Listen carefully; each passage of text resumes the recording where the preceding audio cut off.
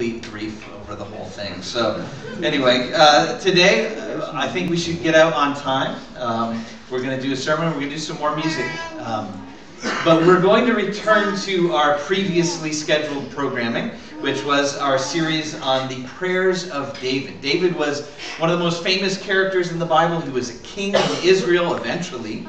And we've been following along his life story and also looking at some of his poetic prayers recorded in the book of Psalms. And so what we've done is we've made it so far in his life where, we saw that the prophet Samuel, when he was just a young boy or a teenager, had come to David and anointed him, pointed out that he was going to be the next king. And then David got to enter this long period of waiting, where God had promised something to him, but God had not yet come through yet. How many of you can identify with trying to follow God in a period of time where you feel like He's called you to do something or led you into something, but then you're just waiting? It's like He's left you hanging. I feel like half of our spiritual life is like that. Is waiting for God to come through. And I think that's a fairly normal feeling, and certainly David could tell us a lot about what it feels like to be sort of in between God's promise in the future and the reality of being sort of left in limbo right now. And I would also point out that the whole Christian life is a little bit like this, because Christianity is not a here and now based religion primarily. It doesn't mean it's wrong to enjoy your life. It doesn't mean that God doesn't want to be a part of your here and now life. But Christianity points to a future day when God will make everything right and Jesus will set up His kingdom here on earth. So we believe that God has promised a kingdom that hasn't been fully realized yet. And so just like David learned to be patient while he was sort of in the wilderness, while he was waiting for the kingdom to come to him, we also have to exercise that same sort of patience. But with David, he did eventually get made king. And so I don't have time to relate all the events that led up to this point in his life. But eventually, to make a long story short, the current king Saul and his son Jonathan, who was David's best friend, they both perished in battle. And then David was crowned king over his own tribe. There's 12 tribes in Israel, over his own tribe of Judah. Maybe another one too, I can't remember the details. But mostly Judah were the ones that said, we want you to be our king. And then the rest of Israel crowned one of Saul's other sons, Mephibosheth. So if you're looking for baby names, Mephibosheth is probably unique, at least. You're not going to get that disappointing thing of everybody else having chosen your name. And so for a while there's conflict between many tribes of Israel and Judah, Mephibosheth, Saul's house, David's house, and David's house grows stronger and stronger. Mephibosheth grows weaker and weaker, and eventually is killed, not by David, but by some of his own people. And that is where we will join the story in 2 Samuel chapter 5. So it starts this way. All of the tribes of Israel came to David at Hebron and said, "We are your own flesh and blood. In the past, while Saul was king over us, you were the one who led Israel on their military campaigns." That's before Saul started chasing him to kill him. "And the Lord said to you, you will shepherd my people Israel, and you will become their ruler." So by that time, Samuel's prophecy had got around. When all the elders of Israel had come to King David at Hebron, the king made a covenant or an agreement with them at Hebron before the Lord, and they anointed David king over Israel. David was 30 years old when he became king, and he reigned for 40 years. In Hebron, he reigned over Judah 7 years and 6 months, and in Jerusalem, he reigned over all Israel and Judah 33 years. The king and his men marched to Jerusalem to attack the Jebusites who lived there. The Jebusites said to David, "You will not get in here. Even the blind and lame can ward you off." They thought, David cannot get in here. Nevertheless, David captured the fortress of Zion, which is the city of David. On that day, David had said, "Anyone who conquers the Jebusites will have to use the water shaft to reach those lame and blind who are David's enemies. That is why they say the blind and the lame will not enter the palace." You wondered that, didn't you? Yeah. Why they said that? Well, that's why. I'm just joking. Nobody says that. David then took up residence in the fortress and called it the City of David. He built up the area around it from the terraces inward, and he became more and more powerful because the Lord God Almighty was with him. Now Hiram, king of Tyre, sent envoys to David along with cedar logs and carpenters and stonemasons, and they built a palace for David. Then David knew that the Lord had established him as king over Israel and had exalted his kingdom for the sake of his people Israel. So after years of hiding out in the hills, of living in the wilderness, of wondering when God was going to come through, David finally walks into his God-given destiny as king. Now the people finally realize that he's the one that should have been king maybe all along, and he enters into an agreement with them to be their king, to protect them, to lead them well. And one of the first things he does as king is deal with some unfinished business. See, when God had brought them into the promised land, there were some pockets, I guess you would say, of enemies who remained. And one of these were the Jebusites. Right in the middle of the promised land, right in the middle of Israel, they had this fortress called Zion, this city called Jerusalem. And so David says, I'm going to deal with that unfinished business. Here are our enemies living right in our own territory, and nobody's been able to expel them to this point. So David goes and he conquers them, and he sets up a new capital city called Jerusalem, which, I mean, if you think about it, 3,000 years later, Jerusalem is still a significant city, isn't it? And so that's where Jerusalem came into the picture as far as the tradition of Judaism and on forward. Suddenly he's recognized by the nations around him too, right? King Hiram of Tyre suddenly realized this guy's a force to be reckoned with. I better get him on my side. I'll send him a palace building kit. And so he sends that along, and they build him a palace. And David, in a very short period of time, goes from living in a cave on the run to being an established king building a palace. I don't know if you have ever had a year when things just seem to go right. Have you ever had a good year? Like when you look back, you're like 2007, that was a good year. Anyone? How about a month? Maybe a week, a day? A bit short at the time. But you know, sometimes things actually do go well, don't they? Sometimes we get caught up in like, oh my goodness, the car broke down last month, this month, the roof is leaking, and you can sort of string out the problems that you have. But there are periods in life, I hope for you, where there's peace and prosperity, when things go right, when they fall into place at least for a time. Maybe after a string of bad things comes a string of good things. But the scriptures repeatedly warn about a danger that comes when things go really well. And that danger is that we often lose sight of God during those times. It's sort of ironic that during times of trouble, when we need help, when we're struggling, we naturally reach out to God. We naturally pray. We call out to Him in our distress. And then when things go well, when He hears our prayers, when He answers us, when He comes through for us, often we have this tendency to kind of forget about Him a little bit. And I think that's a danger in our spiritual lives. And so what I want to talk about today is, how do you pray when things are going well? How do you pray when everything's going right? Because David did this. He knew how to do this.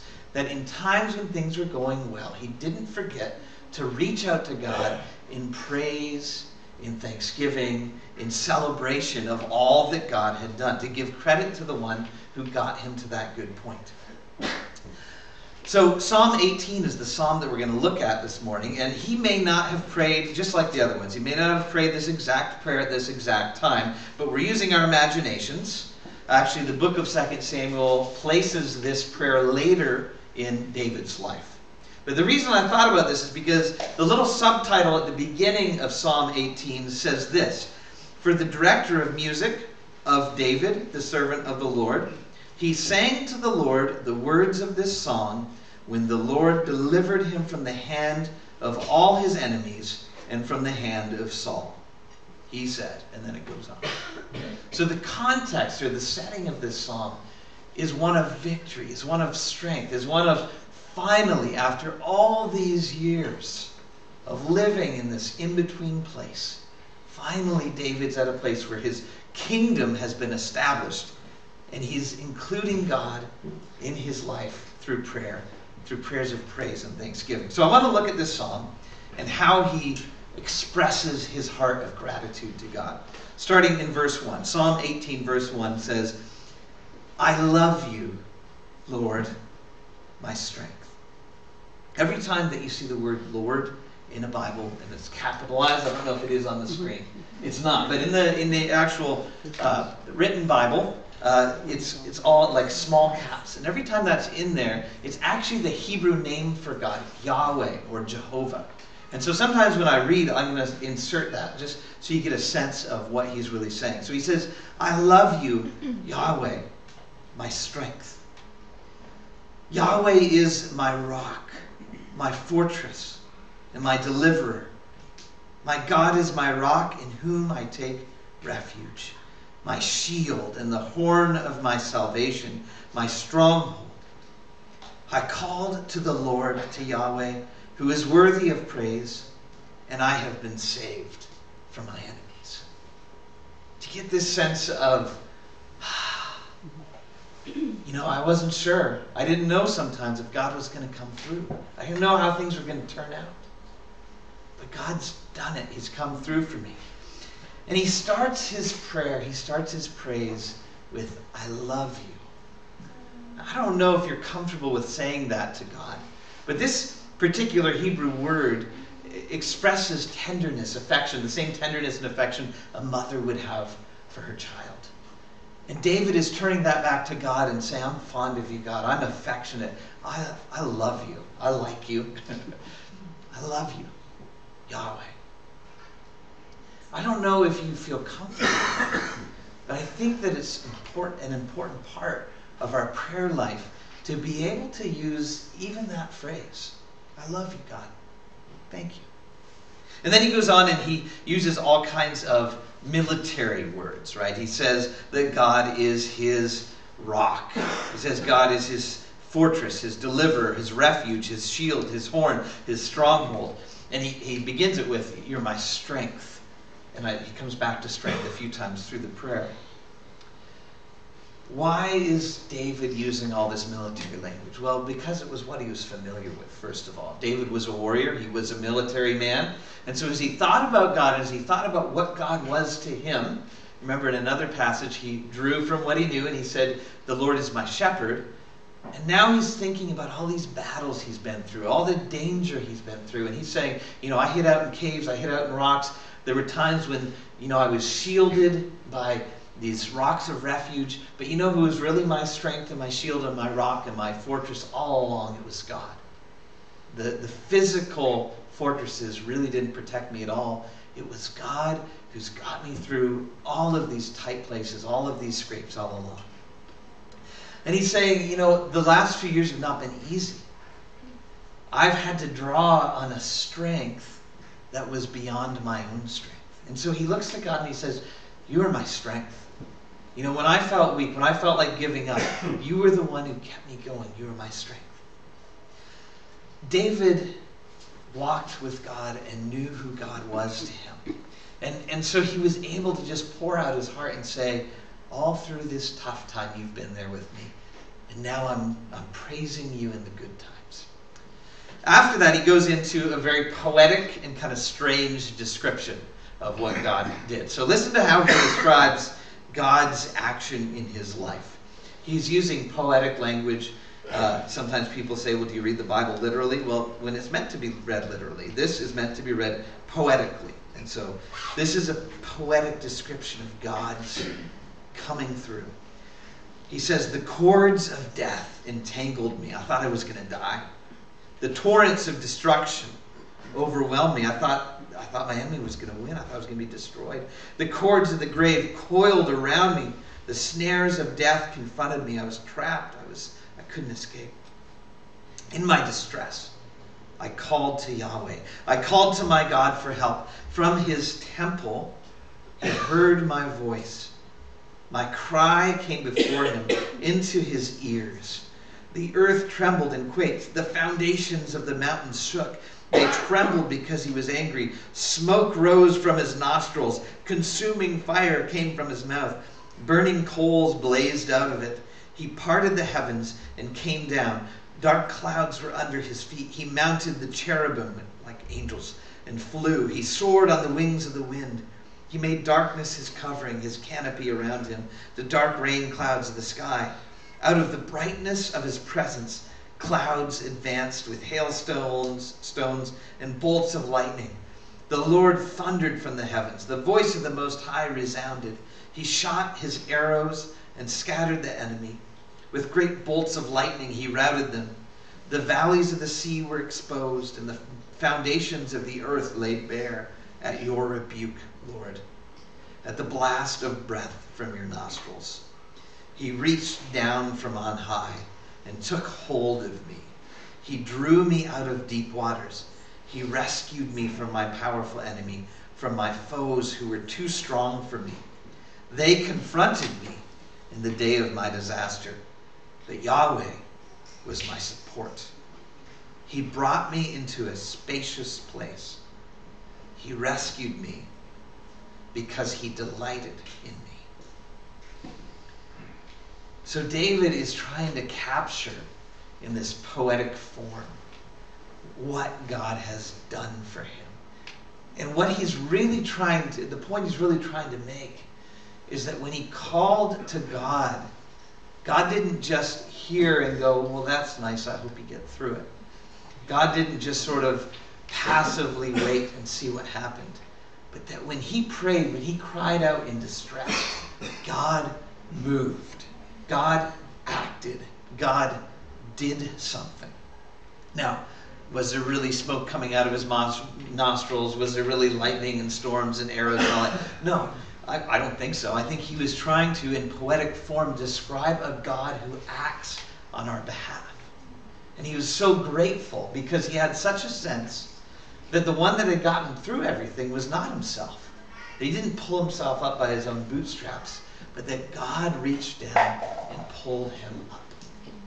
Now, I don't know if you have some situation in your life where you could say, like, I was in a tough place. Things were not going well. But God was my support. He rescued me.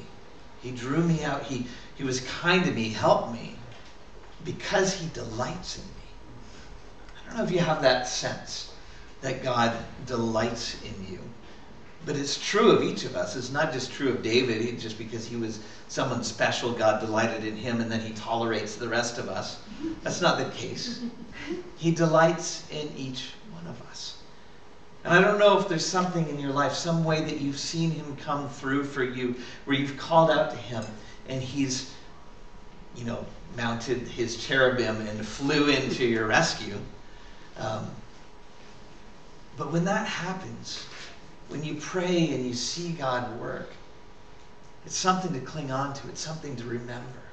We serve a God who acts on our behalf, who is living, and who is able to make a difference in our lives and in this world.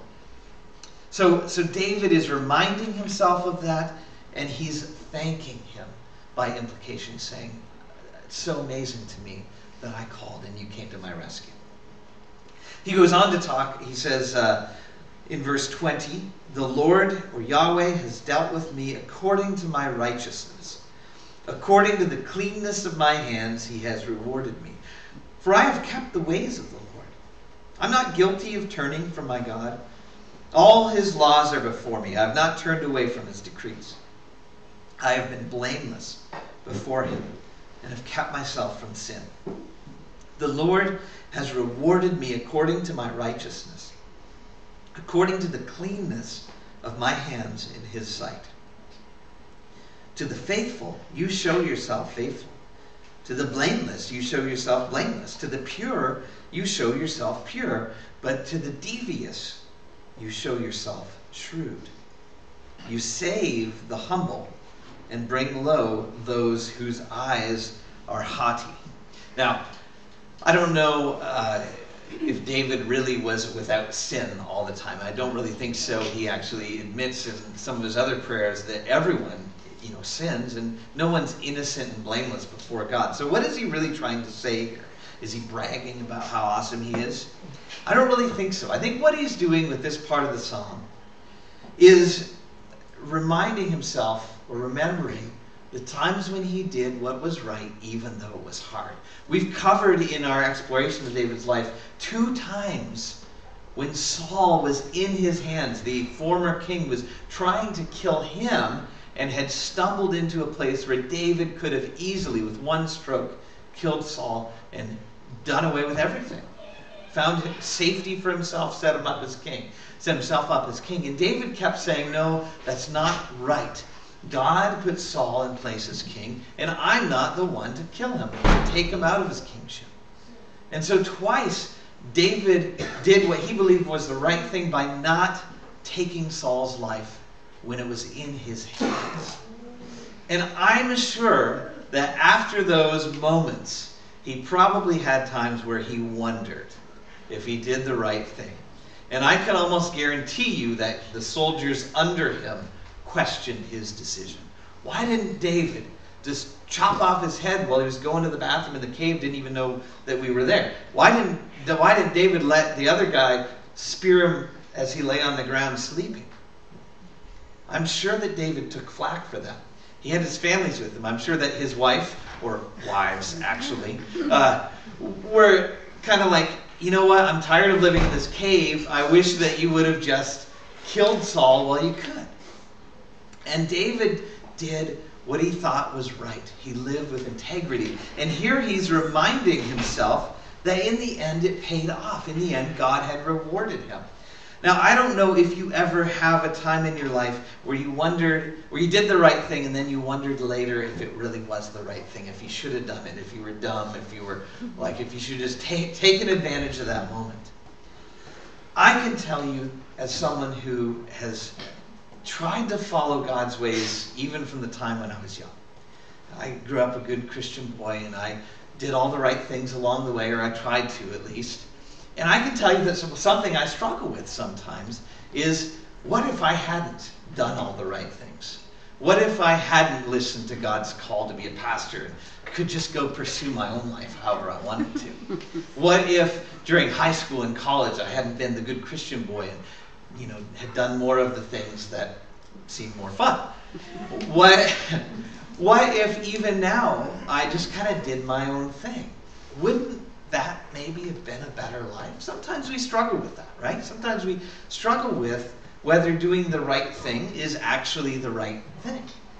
And what David here is saying is, you know what, I've done my best to follow the Lord even when it was hard. I've done my best to do what I thought was right in his eyes, and now it's paid off. God has rewarded me. It took him a while, but he's brought me into this place where my kingdom's established. So I don't know if you ever wrestle with that. But if you do, I don't think you're alone. I think most people who try to do the right thing, who try to follow God, sometimes wrestle with whether it's worth it. And I think there needs to come a time in our lives where we actually settle the question. We say, you know what, it is worth it. God does take care of me. So he goes on now to talk about how soundly he defeated his enemies. And I'm not going to read all that. I'm not sure it's all that applicable to our lives. I'm going to skip forward to verse 43, where he enters into some praise. He kind of finishes up his I beat down my foes section. And he says in verse 43, you have delivered me from the attacks of the people. You have made me the head of nations. People I did not know now serve me. Foreigners cower before me. As soon as they hear of me, they obey me and send me palace gifts. That's not in there, but I think you're thinking. They all lose heart. They come trembling from their strongholds, like the Jebusites that he found victory over. The Lord, Yahweh, lives. He's not just an idol made of wood or stone or gold. He's a living creature. He's a living being. That's the word. Praise be to my rock. Exalted be God, my Savior. He is the God who avenges me. who subdues nations under me, who saves me from my enemies. You exalted me above my foes. From a violent man you rescued me. Therefore I will praise you, Lord, among the nations. I will sing the praises of your name. He gives his king great victories. He shows unfailing love to his anointed, to David and to his descendants forever. So he kind of wraps things up with this sense of amazement at all that God had done. He had gone from being a bandit and an outlaw, having to go around and beg foreign kings for their help. Do you remember the time we talked about where he went to the one foreign king and then realized that he was in trouble, that the foreign king was going to kill him or imprison him? And so then he acted like a madman. He acted crazy so he could escape. Because the king was like, wait, I've got enough madman. Let this guy go. And remember, I don't know if we read this part, but in this story, he went to a foreign king and said, hey, my parents are in danger because Saul wants to kill me. Now he wants to kill my parents, so could my parents stay with you in this foreign land for a while? He went from having to beg for help from these foreign kings to being a respected peer. Someone that they were respectful of and even afraid of, wanted to make peace with, wanted to give gifts to. And he's just shaking his head in amazement. God, you have done all this for me. He says, from a violent man you rescued me. Well, we certainly saw the violence of Saul. That, as David's sitting there playing music for him to try to calm him down, he tries to chuck a spear through him more than once. That, again and again, he would chase David to try to kill him, and then David would spare his life, and he'd go, oh, David, my son, I'm so sorry. I'll never chase you again. And then, the next week he's off chasing him again. This guy was violent. He was angry. He was self-centered. And he was after David, and David goes, from this violent man, you finally rescued me. Thank you. And then there's a key phrase in verse 49 there. He says, therefore I will praise you. Therefore I will praise you, Yahweh. Among the nations I will sing praises to your name. In other words, as I reflect, as with my mind I think through all the things you have done for me, it's going to come out of my mouth expressions of praise. And I think for us, sometimes what we need to do is engage our mind and think through the things that God has done for us, whether on a physical level, like the blessings he's poured out on us in leading us and guiding us and providing for us, or on a spiritual level. Because for each one of us, God has done so much to save us, to rescue us, just like he did David. And I think that we need to think through those things and then let there be in our lives that therefore I will praise you. And he doesn't just stop with therefore I will praise with words. He says, therefore I will praise and therefore I will sing. So I want to talk about music for a moment. Because 3,000 years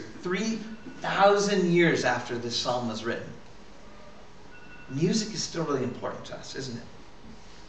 Music offers us a way to express things, depths of emotion, that mere words fail to capture.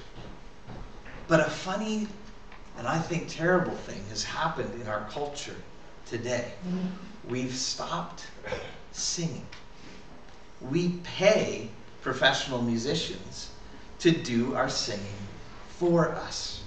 And we have become passive recipients of music. You realize that that wasn't the case throughout history? That music was much more participatory, that they didn't have radios in David's day? Now that's not to say that there haven't always been some people who should sing a little louder, and some who should sing a little quieter. But singing was a participatory thing. It wasn't something reserved for the professionals. But nowadays, outside of church services, there's only 2 songs that we sing together. What are they? Happy Birthday, Canada. Happy Birthday and O Canada. That's right. Good. Any others? That's what I thought. Old Lang Syne, yes. But you're drunk at that point, so it doesn't count. Not you particularly. Yeah. How many of you have had an emotional experience while singing Happy Birthday or the National Anthem? Anyone? Do you think that's because of the songs? Or is it because singing is something that draws out from inside of us a depth of emotion that just words can't? Singing, music, it's really important. It's really important for us here at the church. I think we were created to sing. And one of the things that's most important for us to sing, I think, is to sing our praises to God. And so David says, when I think of all the stuff you've done for me, all the scrapes you've got me through, therefore I will praise and therefore I will sing. I think singing is this countercultural act of expression, of tapping into our emotions and letting it come out in a way that just prose or speaking can't capture. And so David is saying that as he reflects on everything that God's done for him, it makes him want to sing. It touches his heart in such a way that that sort of wells up inside of him and finds this need to be expressed through singing. That's why we sing together. That's why we gather and we sing praises to God. Because music expresses something, in a way that we could never capture just by saying, "Yay, God, I like you." Now, David didn't just stop with singing either. In the next chapter in 2 Samuel, there's this story that I love where they're bringing the Ark of the Covenant into his new capital city of Jerusalem. So the Ark of the Covenant was this symbolic place of God's presence, this box that contained the 10 Commandments of Moses. I can't remember what else was in there. I didn't do the research. But anyway, it was really special, and the most important thing was that it was God's symbolic presence with the people. And he was bringing it to Jerusalem, an incredible time for celebration, because it was like God himself was establishing himself, his home, his temple in Jerusalem. And so they're coming up and they've got musicians playing, they're making animal sacrifices. That might bother some of you, but back then, 3,000 years ago, that was the way they expressed their worship to God. And this is what David was doing while all the rest was going on. Here's what it says, 2 Samuel 6:14, wearing a linen ephod, which was a priestly garment, if you remember from a few weeks ago, David was dancing before the Lord with all his might, while he and all Israel were bringing up the ark of the Lord with shouts and the sound of trumpets. As the ark of the Lord was entering the city of David, Michal, daughter of Saul, watched from a window. This was one of David's wives. So back then, polygamy, no big deal. So today it's frowned on, even though it's in the Bible. Just so you're clear. Anyway, this was David's first wife, given to him by Saul, because it was sort of a arranged marriage thing. And anyway, they have a long history of not being on all that great of terms at this point. But Michal, daughter of Saul, was watching from a window, and when she saw King David, her husband, leaping and dancing before Yahweh, she despised him in her heart. They brought the ark of the Lord and set it in its place inside the tent that David had pitched for it, and David sacrificed burnt offerings and fellowship offerings before the Lord. After he finished sacrificing the burnt offerings and fellowship offerings, he blessed the people in the name of the Lord Almighty. Then he gave a loaf of bread, a cake of dates, a cake of raisins, and a granola bar to each person in the whole crowd of Israelites, both men and women. And all the people went to their homes. When David returned home to bless his household, Michal, daughter of Saul, came out to meet him and said, "How the king of Israel has distinguished himself today, going around half naked in full view of the slave girls of his servants, as any vulgar fellow would." David said to Michal, "It was before Yahweh, who chose me rather than your father or anyone from his house when he appointed me ruler over the Lord's people Israel. I will celebrate before Yahweh. I will become even more undignified than this, and I will be humiliated in my own eyes. But by these slave girls you spoke of, I will be held in honor." So that was a kind of an in-your-face to her. So, David's excitement, his joy, and his gratitude at God establishing him and God coming to live in his city is so great that words can't express it, singing can't express it. It actually comes out in bodily movement. He dances with all his might. I'm not sure what it would look like for me to dance with all my might, but I guarantee I wouldn't want you to see it. I'll let you get over that image for a moment. I'm not sure what an ephod is.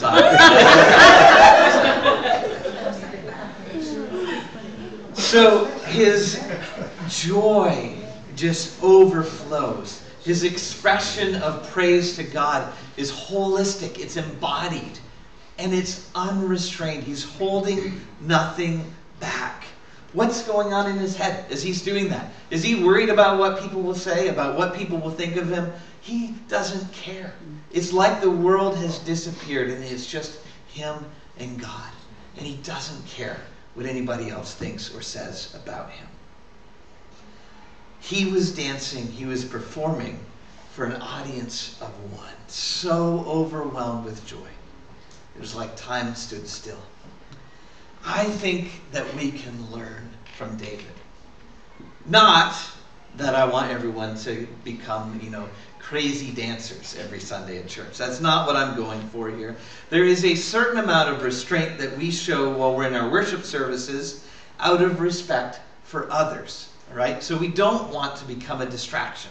We don't want to elbow people when we're expressing our praise to God. We don't want to hurt them. We also are very attuned to the fact that we have people who are new to church, who are coming in here, and we don't want to be weird and wild and, kind of turn them away. So some restraint is good and healthy, but I think that we need to learn from David that sometimes we're just too concerned about what others think. And that in those moments when our hearts are about to explode with joy or gratitude or grief, thanksgiving, whatever it is, that it's okay to let that happen. That it's okay if you want to raise your hands during church to do that. Don't worry what anybody else thinks. It's okay to sing out with all your might and not worry about who's looking at you. Not worry about if you're on key. Well, maybe worry a little bit. But it's okay to let the tears run down when you're feeling the emotion. I don't know, but I have a thought, or I have this hunch that there's a lot of people feeling emotion during worship services, feeling gratitude, feeling praise, but they don't feel the permission to actually let it go, to take that little valve that we all have as Canadians where we keep our emotions all pent up and bottled in and let them out a little bit. Now, there's a balance here, okay? Because you can be in a room where everybody's raising their hands and you can feel pressure to raise your hands because it's what everybody else is doing. Or you can be in a room where nobody's raising their hands and you can feel pressure to keep your hands down because nobody else is doing it. I like the fact that some of us, like 2 or 3, do choose to raise their hands and have that freedom. But I have a feeling that there are others that hold back because they're worried about what people think. And I think that what we can learn from David is that it's okay to be emotionally expressive to God. I think the problem is that most of us have a Michal voice in our heads, right? Saying, look how you distinguished yourself today at church. You shed a tear. What will people think? Now people are going to think you're weird. Or, we have this picture that media paints of like the cheesy Christian, and you were like, well, I don't want to be that. What if people think that I'm one of those weird, wild, wacko Christians? And please, I don't need weird, wild, wacko Christians. We're all weird and wild and wacko enough without being Christians. Oh, no, I mean other way around. But I think that what the world does need more of, not weird and wild and wacko, but sincere. Sincere, authentic. Not holding back because of what people would think. As Canadians, I think we have inherited a certain need to be dignified from our British forebears. Okay? And so we have this need or this desire to be calm and composed and unfazed at all times. That is why I hate getting emotional up here. And I think it's especially true for men, who we all know, ideally, men have no emotions, either positive or negative, right? The ideal, the ideal of a Canadian man is summed up in 2 words: laid back, right? We aspire to, oh, he's a great guy, he's laid back. Well, here's permission. In this spot, it can be a safe spot to let the tears flow, to raise your hands, to whisper words of thank you under your breath, to feel emotion and to express it to God. There is one other place where it's okay to express emotion, isn't there? Emotion. It's not in church, but in our other church as Canadians, the hockey arena. I want you to imagine for a minute, and this is going to be hard if you're a Leafs fan, but imagine your team has just won the Stanley Cup. In overtime, Game 7, your team scores. What happens on the ice? Men dance. They cry. They jump into each other. They hug each other. They do weird dances, right? That's the one place it's appropriate. What's happening in your living room when that goal is scored? Your hands are up, aren't they? Right. So there is permission to express some praise to God. For some of you, this will start in your head. You've never actually thought through what God has done for you. You just kind of go along with this sense that you've got here on your own. And so you need to think through, what has God done for me, in order to get to a therefore I will praise him moment. Others, it will start in your heart, that you've actually clenched off your heart so you don't actually feel anything. You can think, oh, God's done a lot for me, that's wonderful.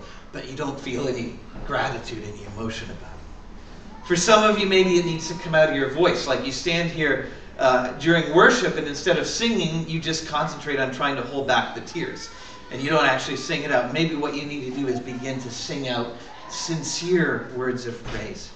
For some of you, maybe it's your body that needs to get involved. Maybe you need to let yourself move a little bit.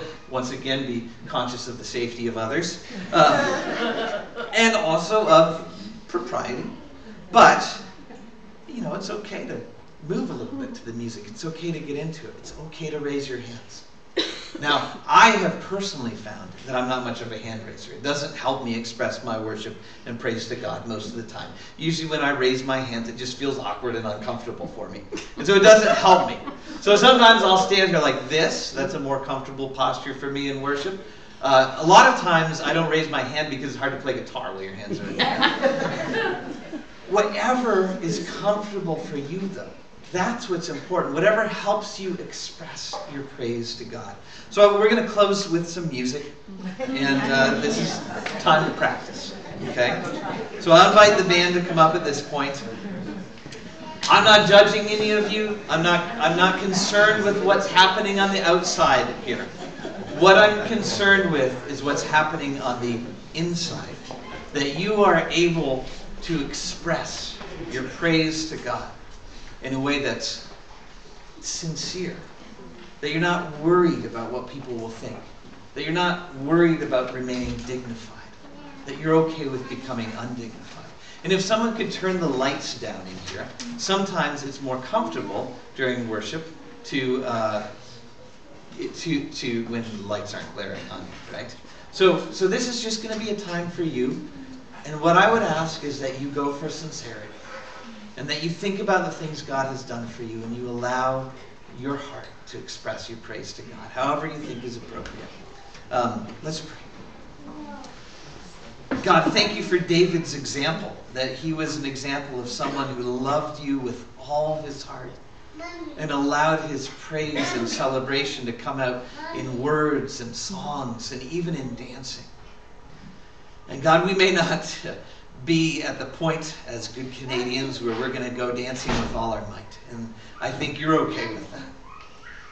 But I do hope that each of us can allow ourselves to experience and express what it really means to praise you and thank you and celebrate with you. In Jesus' name.